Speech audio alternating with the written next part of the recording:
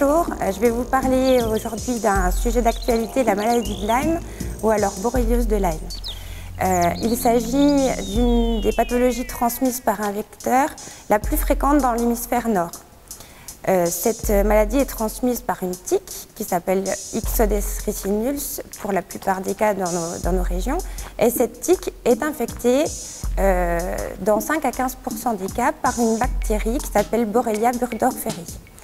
Dans certaines régions en France, notamment l'Alsace qui touche le territoire de Belfort et le Limousin, les tiques sont infectées beaucoup plus souvent, c'est-à-dire dans 25% des cas.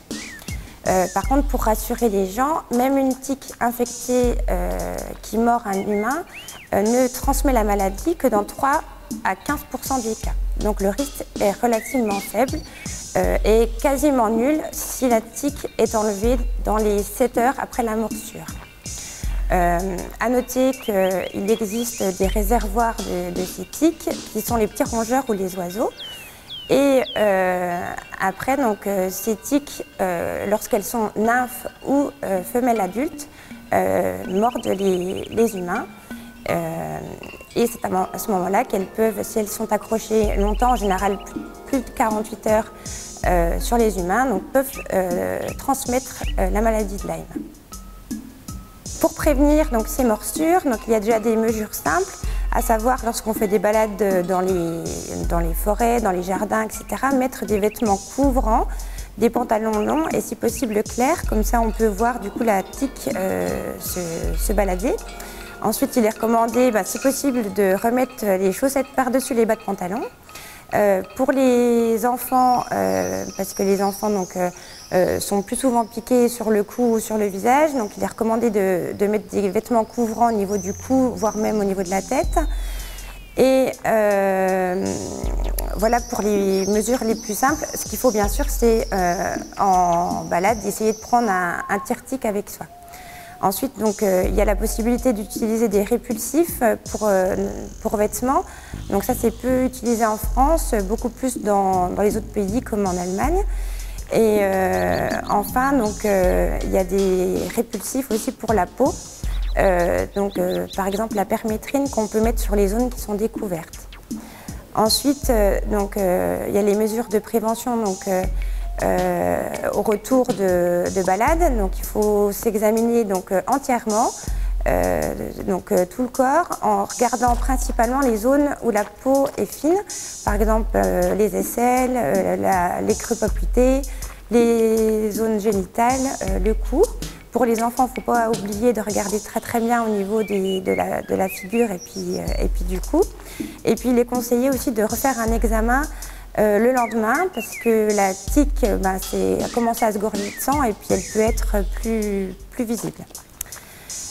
Ensuite, donc, il y a les mesures de prévention, donc s'il y a une piqûre, et donc là, c'est là qu'on sort le tire-tique, qu'il faut mettre à la base sous la tique, et puis par mesure de rotation-traction, donc retirer la tique.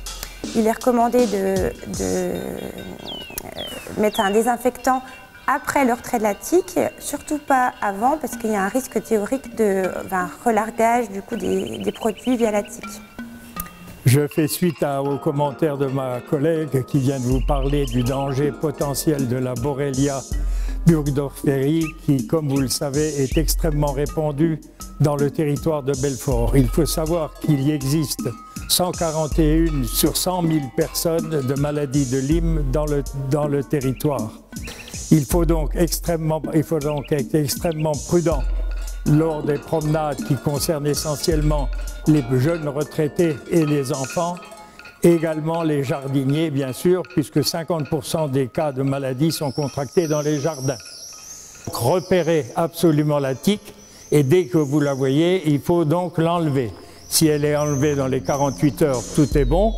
Et si vous ne l'enlevez pas dans les 48 heures, il faut surveiller la zone rouge qui ne doit pas dépasser de 5 cm. Dans le mois qui suit, si vous avez une augmentation de la rougeur et qui s'étend largement, vous êtes en présence d'un érythème migrant, donc traitement obligatoire. Vous n'avez que cette solution-là. Le premier temps du traitement est donc l'ablation de la tique par le tire-tic que voici. Vous êtes obligé de coincer votre tic dans les deux branches antérieures de l'appareil et tourner lentement de façon à ce que la tic tombe.